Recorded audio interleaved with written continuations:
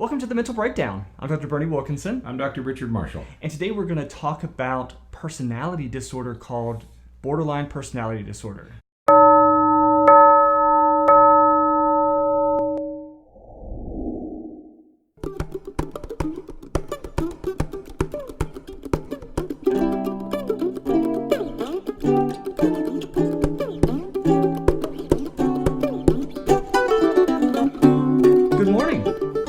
Today.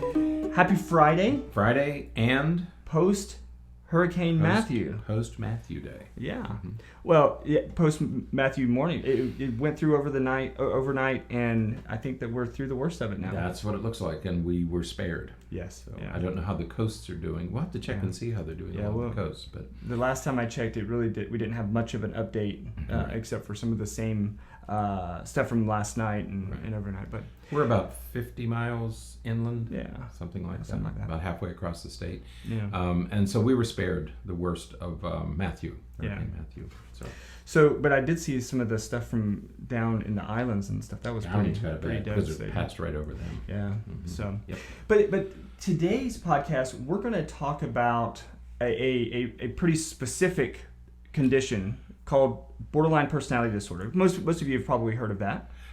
Specific, and this is maybe I see it as a little more serious topic. It is pretty serious, right? This is a pretty serious personality disorder. We'll talk about what we mean by that, but this is a little more serious topic when we get into these kinds of more significant psychopathologies, right? I guess. So stay tuned. Right. This is going to be a serious discussion. Right. So let's talk just very briefly. Personality in general is sort of that characteristic way or that pervasive pattern of the way in which we interpret the world around us. The way that we take in stimuli, the way that we interpret that stimuli, and then interact with that stimuli, and how we respond to that. Right. So it's our characteristic day in, day out response to environmental events. And while we typically think about personality in adults, what is really important to think about is that our personality development begins at birth. Right. The root of our personality is our temperament. And so when we have really good, even, smooth temperaments, that easy temperament, we tend to maintain those types of characteristics throughout our life unless something dramatic happens or something significant happens. Similarly, when we have a very challenging, difficult, ill temperament, some of those characteristics will continue with us throughout most of our life. Right. Yeah. This is about a bit of research that's been going on for over 50 years now. Right. It started in England, I think, were the first researchers who talked about temperament. And there are babies who are born who are very easy. You'll talk to parents and say, "Oh no, she was an easy baby. She slept well. She ate well. Never gave us a problem until she got to age 2 or 3." And then other parents will say, "Oh, my baby was colicky and fussy and wouldn't settle and wouldn't sleep and didn't like to eat and was throwing up." Those are babies' easy temperament versus difficult temperament. Right. So we have these two extremes. Most of us, of course, fall somewhere in the middle. In between. But these are inborn characteristics. Right. Okay, we seem to bring them with us when we're born, and then they're shaped over time by life events. Right. And one of those life events. And we're going to use this to sort of go right into our specific topic today. One of those particular events, again, that begins in that first year to year and a half or so of life is attachment. Attachment and bonding, right. There are two things that happen during those first 2 years of life. And the first thing that happens is something that we call bonding. Right. And that's from the parent to the child. When birthing centers and things like that where women have their babies now, they're created in such a way, or they're sort of engineered in such a way that it's very home-like. It's very soft and comfortable. And if you have had a child probably within the last 20 years or so, what we're doing now is, instead of taking babies immediately to the nursery, babies are placed with their mother. The mothers are, unless there's problems or something like that, the mothers are allowed to hold them, and we get a lot of skin-to-skin contact, and that creates almost instantaneously a biological connection from the parent to the child. Right. It doesn't go from the child to the parent, but from the parent to the child.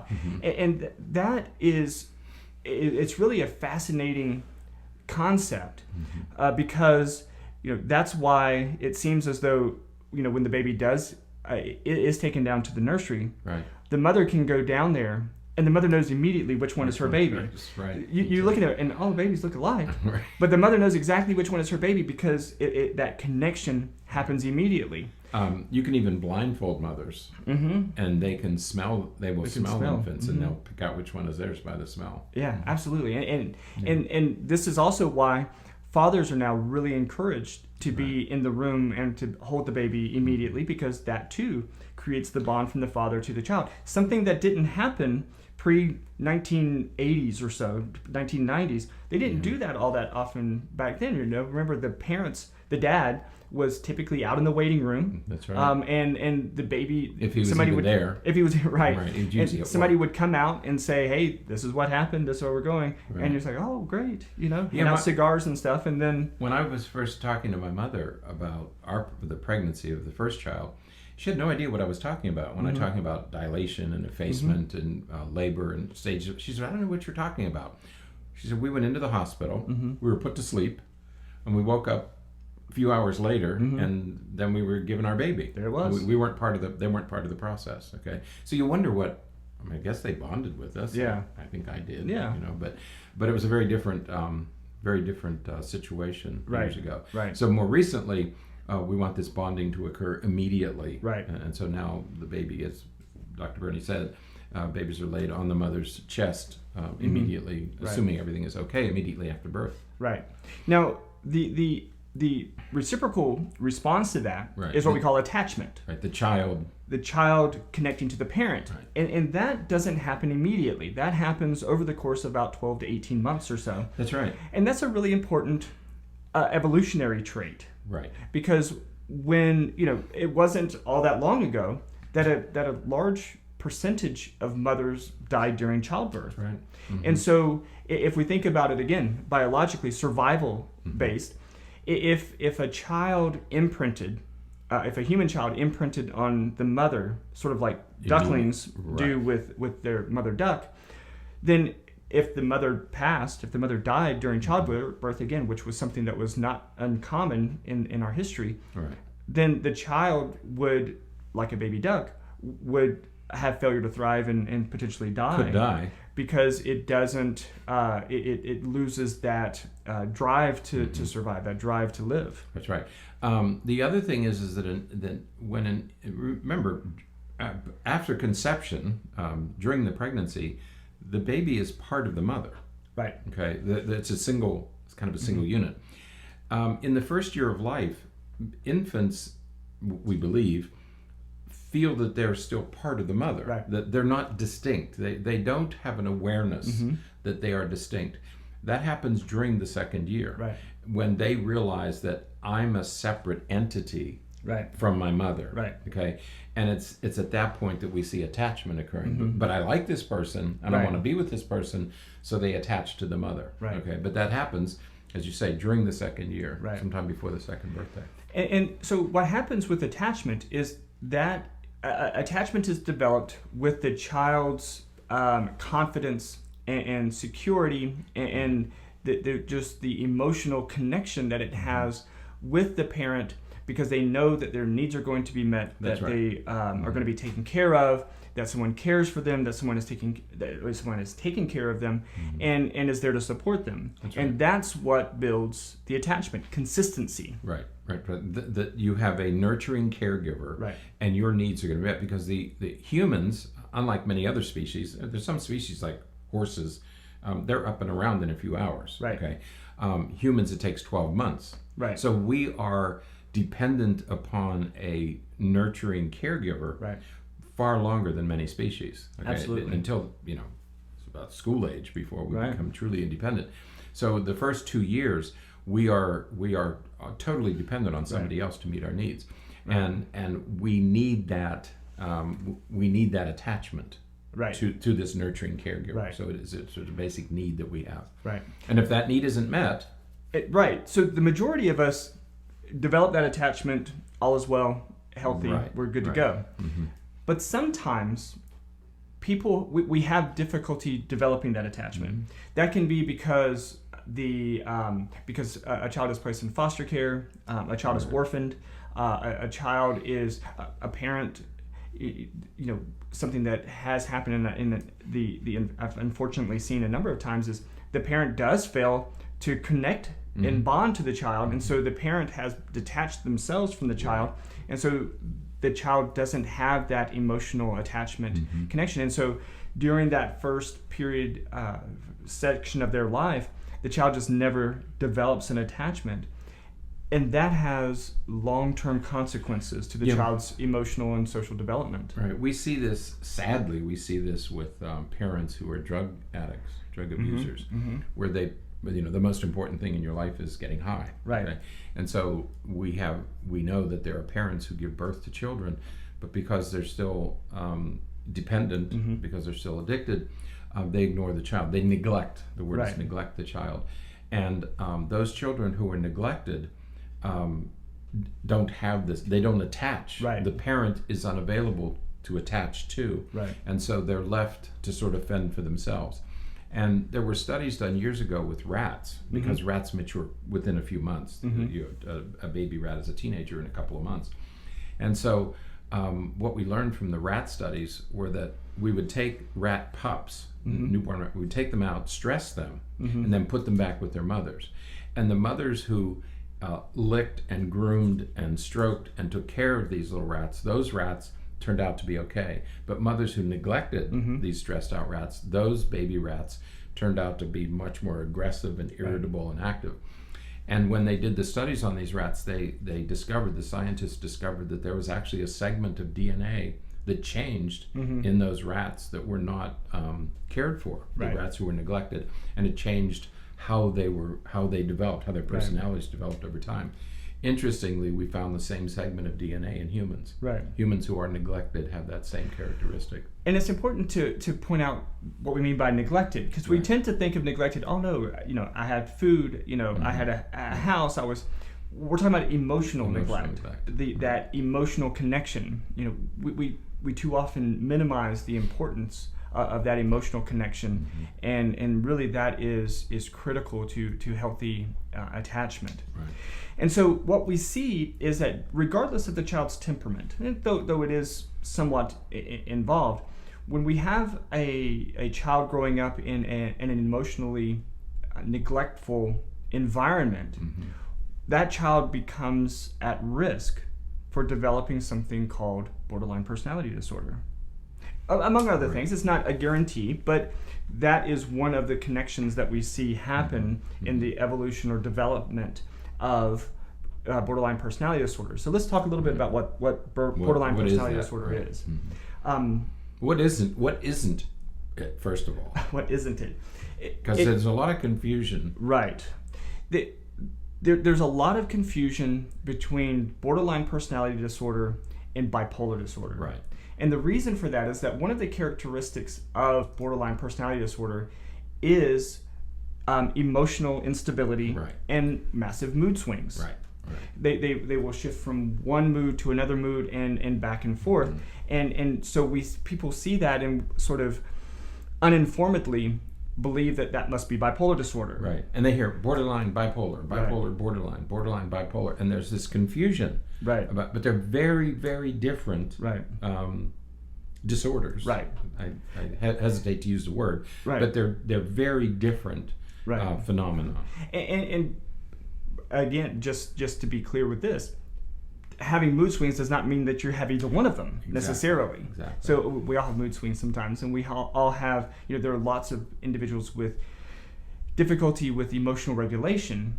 That's not necessarily borderline personality disorder or bipolar disorder or maybe even any other diagnosis. It's just... It may not be a diagnosis. It may just be a dysregulation. So when we think about borderline personality disorder and some of those characteristics, we have rapid mood shifts, usually with little or no cause. There's very small triggers that shift to that. And uncontrolled anger. So anger that comes with, again, little or no cause. It just kind of explodes out of nowhere. one of the more concerning ones is self-destructive behaviors. Right. So things like attempted suicide, self-mutilation, Right. self-harm and cutting, and those They kinds of turn things. on themselves. Right. You know, there are some people who turn on others when they get angry. People who have borderline tendencies tend to turn on themselves Right. rather than on others. And they'll do that physically, so we have the self-destructive acts. Right. But we also have the self-damaging behaviors where they That's right. do things that's just not in their best interest. Self-sabotaging. Right. You know, they just, it looks like stupid things that they're doing. Why on earth would you do that? Right. You know, Right. you ruined a perfectly you've had a 10-year relationship with this person and you just destroyed it in one evening. Right, right. Because they served mac and cheese instead of spaghetti. Right. And she knows I don't like that. Something very small. Right, Mhm. right. It can be some it's not even a noticeable event to most people. Right. Mhm. Oftentimes, individuals with borderline personality disorder will have identity disturbances, so they don't really have a clear sense of themselves. They don't know who they are, and It's a fragmented personality Right. rather than An an intact, integrated, right. intact personality. It's fragmented. There are pieces, and each piece gets to Right. act out. right. They'll often talk about feeling empty, like emotionless, purposeless. You know, they just don't have. It's just a sense of self is just not very very healthily developed. Unstable relationships. Right. And this is a really critical the- piece, right. Because where we're going with this is, of course, living with somebody who has borderline personality disorder, which is really difficult, Exactly. and it's because of those unstable relationships. Yeah, the unstable relationships to me are one of the key elements of this whole thing, because it's very difficult for Right. these folks to maintain relationships. And if you are in a relationship, either your partner or a family member or you're a child who has a parent Right. with borderline personality disorder, this can be a very difficult river to navigate. Right. Yeah, and you know, because what you see is, and we'll talk about it again in a few minutes, the push and pull. And so what these individuals will tend to do is they will become extremely close and almost intimate very, very fast. Right. And then almost as quickly, if something doesn't go the way that they want it to go, That's right. they pull away and rip away, and it's done. And you have this connection, detachment, connection, detachment, and it's back and forth, and it's really confusing and challenging and problematic for the person who doesn't have the bipolar Right. or borderline. For caregivers, whether it's physicians or dentists or psychologists or whatever caregiver, the person with the borderline personality disorder will attach immediately to the caregiver. Say, you're my savior. You're the Right. best thing that's ever happened to me. Right. You are the absolute. I'm going to tell my friends about you. You have saved my life. You have changed me forever. And 2 weeks later, you get a letter from the attorney, Right. And because they're going to sue you. Right. Okay. So it's a very Delicate. They oscillate, they vacillate. There's just rapid change in how they feel about you. So relationships are very, very problematic Right. for these Right. folks. And along with that is a very, very common fear of abandonment. Yeah. And this has to do with, again, going back to that early inability to create an attachment, you know, that fear that there's nobody there for me. And so if they create a relationship with someone and they begin to fear that fear of abandonment begins to get ramped up, they're going to detach, because I would rather me be the one to end this relationship than you leave me. That's right. The anticipation is that everybody leaves. Right. Nobody is going to be with me forever. Right. Okay. And so I'm always prepared for somebody leaving. Right. And the other people can never do enough Right. to Right. keep the relationship going. Right. You it doesn't matter what you do. It doesn't matter what you've done. It doesn't accumulate. You Right. know, like I have relationships with people, and they've been so wonderful over the years that I would never do anything to damage the relationship, no matter what they did now, because they've been so supportive over so many years. That doesn't happen with the person with borderline. Nothing accumulates. Right. Every day it's like Groundhog Day. Every day you start again. And if you make me angry today, we're done. Right. We're done forever. Right. I'm cutting you off for the rest of my life. And one of the more challenging aspects of this condition, and most personality disorders, is that individuals with the condition tend to be what we call egocentric. Right. And what that means is they don't really think that anything is wrong with the way that they think about things or interact with others. This is just life to them, and they sort of expect that other people are the same way. That everybody is feeling the same way, Right. or thinks the same way. Right. And so because of that, it's extremely difficult to treat. It's extremely difficult to change that person because, again, your personality is the way that you see the world. It's sort of like saying, no, that's not a yellow tie, that's an orange tie, and I'm going to do everything I can to convince you that you're wrong, that it's not a yellow tie.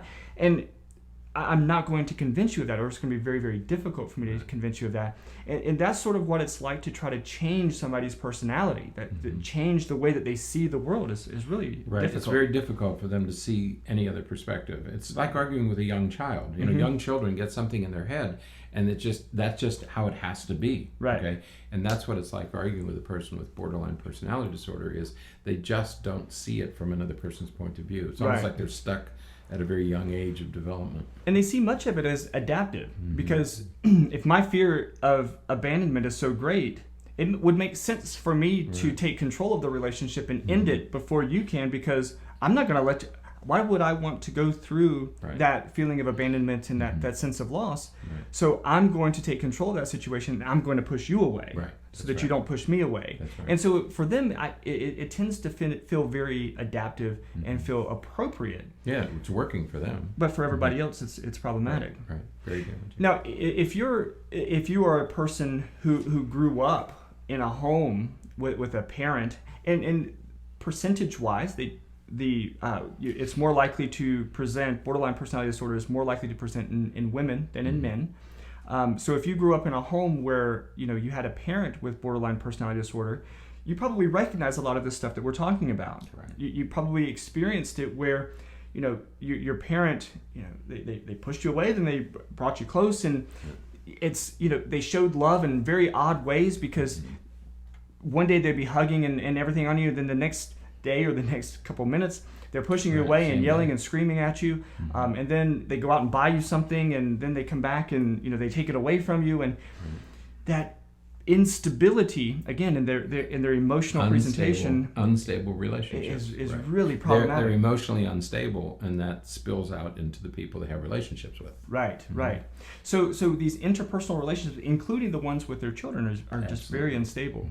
And unfortunately, a lot of times what it leads to is it leads to divorces and things like that. And so then now the other parent isn't as involved, and the borderline parent will tend to really go for the jugular to keep the child away from the other parent, because now that parent, the other parent, the ex-spouse, left me. And so there's the abandonment issue. And so now everything is survival mode. And again, in their mind, that person is a really bad person, and I don't want my kid around them, because the kid is more of a, almost like a possession. It's something that I have to protect, sort of like you protect your sofa. You don't want them to take your sofa or any of the furniture. It's like in the any house. other possession you have. I don't want to take the car. I don't want them to the boat. I want the condo. I don't want him to have the condo. Right. And the children become one of those items. Right. They become an asset. Right. And so what we'll see very long, very arduous, very damaging lengthy and divorces and child custody considerations and that kind of problem. Right. So if you grew up in a home like that, you probably experienced some of those things. That's, of course, influences how you interact with the world and think about the world. And so when a person grows up with a parent that has borderline personality disorder, that person is at increased risk for having the condition him or herself. Again, not guaranteed, but it's potential. No, it increases the risk because you didn't have bonding and attachment in because those of the early inconsistency. years. So it affects your personality development. Right. And so if the person growing up in a home like that doesn't have borderline personality disorder, sometimes they develop other things that can be problematic as adults, such as a dependent personality. So, if we think about what happens in some of these situations, you have perhaps a child with a very easy temperament. They get along and they just flow and they move with everything, but then they have this borderline parent. That child's life then becomes focused on making sure that the borderline parent is happy. Right? They work it's not very a laughing hard. matter, but you're right. I mean, they work and work and work and work to make that parent happy. So you see situations where when they're teenagers, and it's like, why would you do that? Why would you, why would you tell your, it sounds terrible to say, why would you tell your parent that? Why would you do that? Why would you go there? Why would you push that boundary? And it's because they want to do any and everything they can to make the parent happy, and those characteristics will continue into adulthood. Right. And so what we'll see in adulthood is we'll see an adult child of a borderline parent still trying to do everything that they can to make that parent happy, to appease that parent. And all they're really looking for, I believe, all they're really looking for is just that nugget of encouragement, that nugget of true emotion from the parent to say, they do care. I appreciate you. I appreciate what you're doing, and I care about you. It's never forthcoming.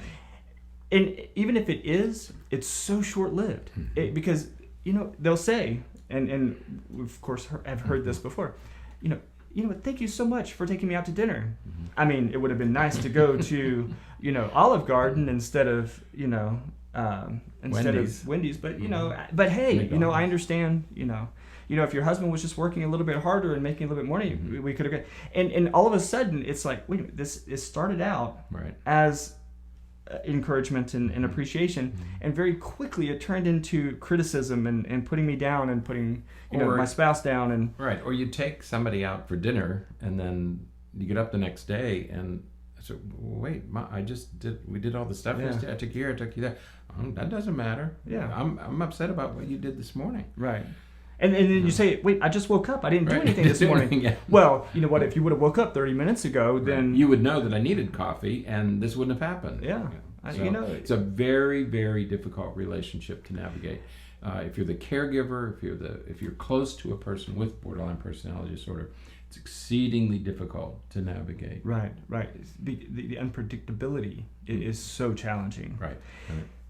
So when we think about this, okay, so what the real crux of what we need to talk about today is, okay, so what do you do? Say you're an adult or even a teenager of a parent with borderline personality disorder. Right. The most important thing that you can do, well, there's two very, very important things. We need three because there's got to be an odd number. Let's just do two. There's two very important things. One is you need to educate yourself. That's right. You have to learn about this condition. You need to. There's books that you can read. There's videos that you can watch.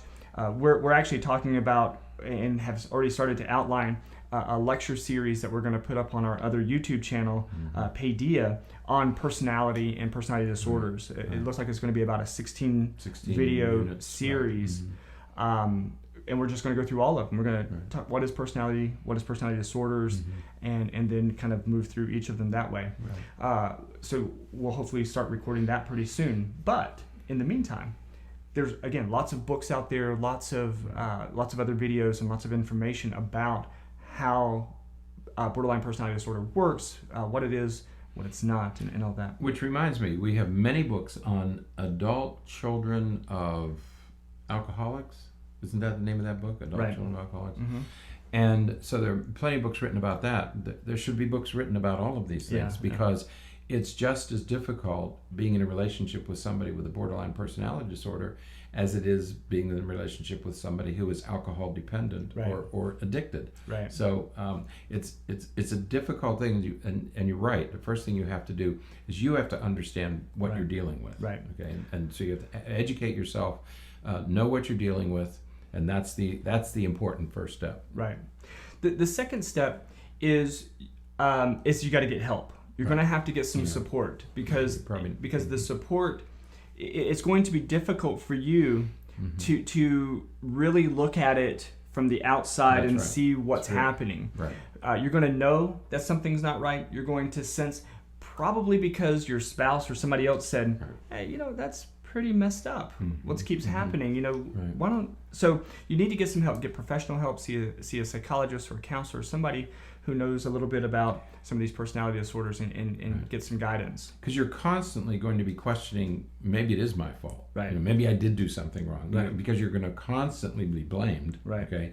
And after a while, you just get worn down and say, well, maybe it is me. Maybe if I just did this. Right. Maybe if I did a little bit more. Right. No, that's not something that you're ever going to satisfy. That's the lure that pulls you in. That's right. You keep getting pulled in that maybe I'll do this and maybe I'll do this. Doesn't matter. You're never going to satisfy the other person. Number 3, I told you there's going to be 3. The third thing is, and this is what you'll get through counseling and therapy, is you have the most important thing is structure. You have to create some boundaries. Boundaries. Right. You have to draw a line, and it's hard. There's no other way to say it, but it's challenging. It's difficult because if you watch The Walking Dead, and you see they have the fences up and everything, and the zombie, they just keep pushing and pushing. It will be like that. That parent with borderline personality disorder will keep pushing. They'll walk around and they'll find, is this a weakness? And they'll push there, and then they'll walk in somewhere, is that a weakness? They will continue to look for that opportunity to sneak in there and break through those boundaries, but you have to hold fast. You have to have those boundaries. And you're going to feel guilty doing it. See, that's the problem. They're going to make you feel guilty for doing it. One of the hallmarks of borderline personality disorders, they don't have any boundaries. They keep pushing and pushing and pushing. There's no limit to what they'll say. There's no limit to what they'll do. So when you're with a person who doesn't have boundaries, that obligates you to set up the boundaries. You have to be the person to set up the boundaries. Right. But you're going to feel guilty about doing it. Yeah. And again, that's where you need some professional help to say, no, you keep that boundary up. You're doing the right thing. So you need that professional, you need that encouragement that you're doing the right thing, because you're always going to feel like you're somehow doing something wrong, or you're imposing on the person. Right. Yeah. It's the guilt will be there. The immediate reaction will likely be anger. Fine. That's right. Then you're just I'll just leave then. You're just like everybody else. I thought I could count on you, and I can't. But you're just like everybody else. Right. And you start to tug at your heartstrings. And it will feel like that because that's the first go-to for you to for them, hoping that you will say, you know what, that's all right, never mind, because perhaps that's worked in the past. Right. And so they'll try that. The next thing is, it's so lonely here at the house all by myself. Right. If only. I sure wish that you and the kids would come over and visit me sometimes and come over more often. Yeah. And so now, and what is the ultimate? The emotional. The ultimate is, well, I might as well kill myself. Yeah, Nobody cares about me. I might as well just kill myself. And they say that. They will say that to you. They absolutely will. And we're not minimizing that. That is a very serious thing. And I think that if you have a family member who says those kind of things, you should take it very serious, and you should call an ambulance or something, have them checked out, especially if they don't live nearby. Have them checked out. What you would rather do that than go over for yourself. Right. You would want to call an ambulance to go check out and see, make sure they're safe, make sure everything is okay. Here's their address. This is what they said on the phone. Can you go check and make sure that my mom or my dad or whoever it is okay? You don't want to go over there, because if you go over there, that worked. They got you. They got you there, which is what they really wanted. And again, not to minimize that type of threat, but if they got you there is nothing to stop them from doing it again the next time, because they know that will work. Works. Right. So allow professionals who know what they're doing to go and help them in that situation. What did you say at the beginning? Draw us in, push us away. Right. Draw us in, push us away. And that's drawing in. I might as well kill myself. That's the ultimate how to get you and back so into their life. Right. If you think about that, how that would play out, they would say that you would go and you say, okay, are you okay? Yeah. Well, yeah, I'm fine. But hey, do you want some dinner or something? Right. I was just thinking about making something. Well, you just told me you were going to I was just, I'm going to make this spaghetti. You want some spaghetti? I don't know why I'm thinking about spaghetti, but you want some spaghetti? And then before too long, you're frustrated, and then it switches again. Well, if you just come around every once in a while, I wouldn't. I don't know why you make me have to do those kinds of things. Why do you make me have to get to that point before you'll come over and visit me? Right.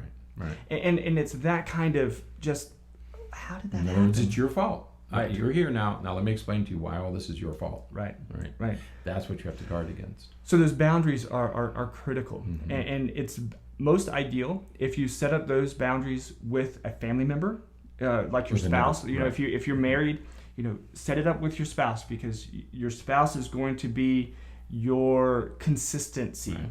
You, again, if you grew up in that type of environment, it's very likely that you're going to be bendable. You're going to be That's susceptible to some of those techniques that your family member will use, and so you have to have somebody else there to say, nope, Right. we're not going to be able to go over there this time. Or Let "Nope." somebody else who's less involved, Right. less engaged, let them reassure you. Right. And say, no, this is way beyond what you Right. should be doing.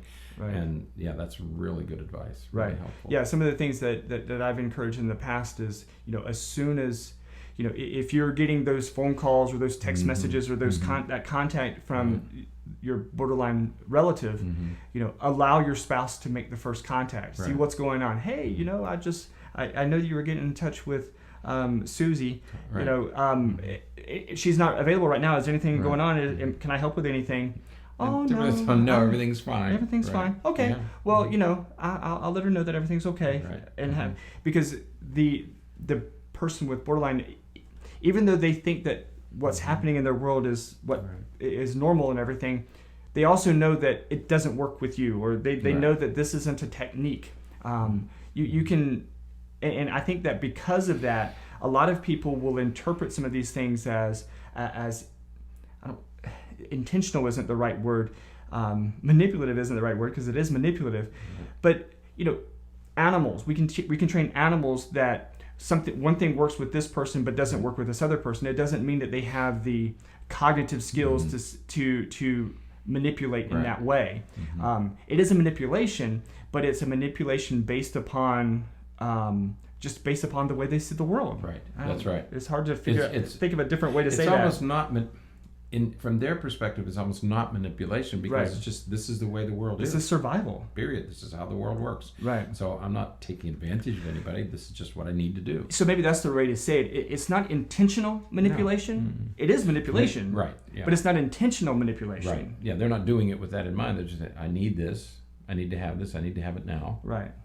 Yeah. So yeah, well, you know, I'm gonna I might fall down and hurt myself or something, but I just got to clean this house. Right. Because nobody else is going to clean this house. Can't get anybody else to help me. Anything they can do to just pull you in there, and it's again, it is a manipulation, but it's just the way that they see the world. Right. And that's why it's necessary for you to set up the boundaries. Right. You have to set very clear for yourself, how far am I going to go? Right. And you just can't go beyond that, because otherwise you're entering their world. Right. And that's what you don't want to do, because Right. that doesn't help you or them. Right, because you will not be successful in their No. world. Mm-mm. And so just a couple of quick examples of what those boundaries may look like, because it's going to vary and depend on your particular situation. But those boundaries may be, we have a very prescribed time when we interact. So we may say, you know, I will come to your place once a month, or we may see each other at church, and then we'll come after dinner on Sunday, or after church on Sunday afternoon for lunch,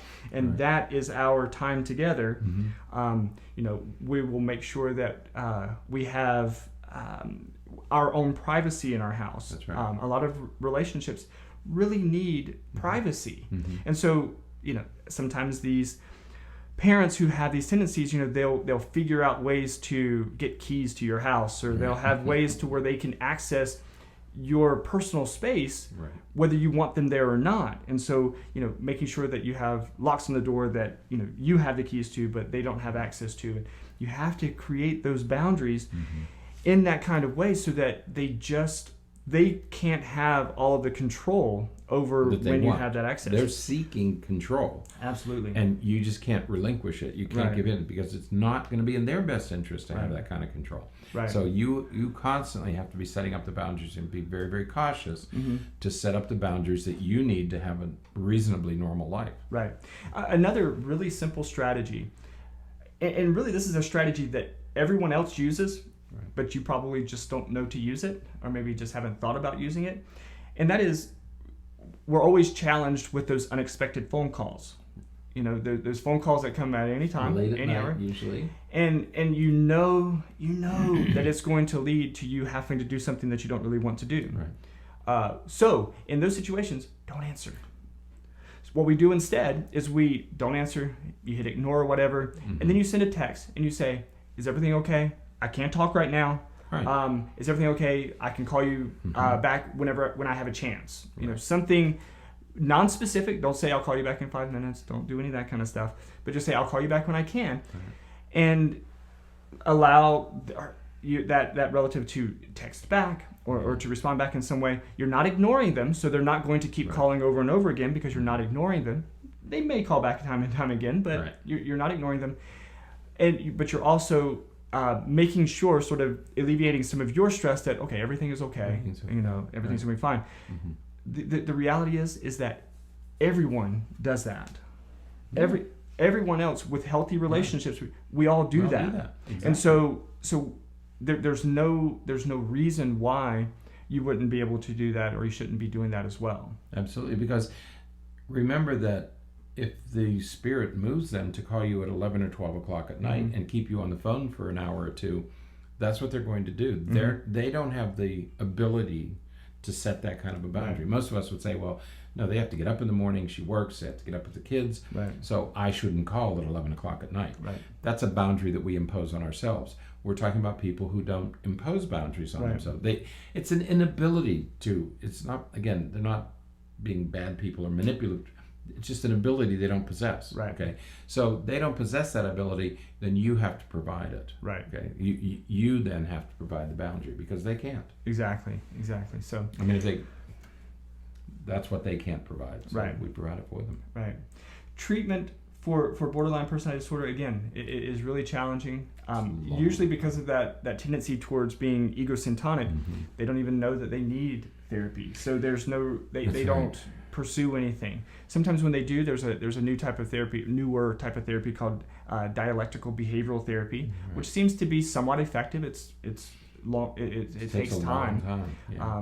And very, very intensive and very, very lengthy. But it's really but I mean, it would make years. sense. We're talking about years. And it would make sense that it takes a long time because, again, we're talking about the way in which you interpret the world. So that's a lot of deep work that you have to do with that.